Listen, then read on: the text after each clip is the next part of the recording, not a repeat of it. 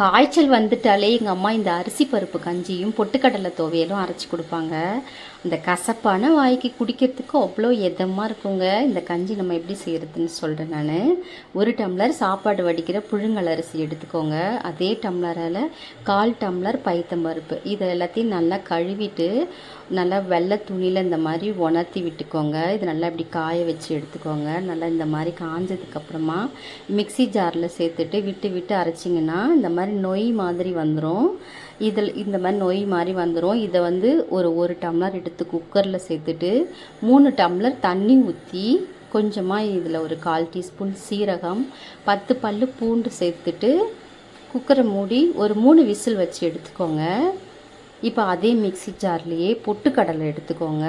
பொட்டுக்கடலை சேர்த்துட்டு 2 வரமிளகாய் 10 பல்லு பூண்டு ஒரு துண்டு இஞ்சி ஒரு கொத்து கருவேப்பிலை கொஞ்சமாக புளி கொஞ்சம் உப்பு சேர்த்து அரைச்சிங்கன்னா பொட்டுக்கடலை துவையல் ரெடி ஆயிடுச்சு.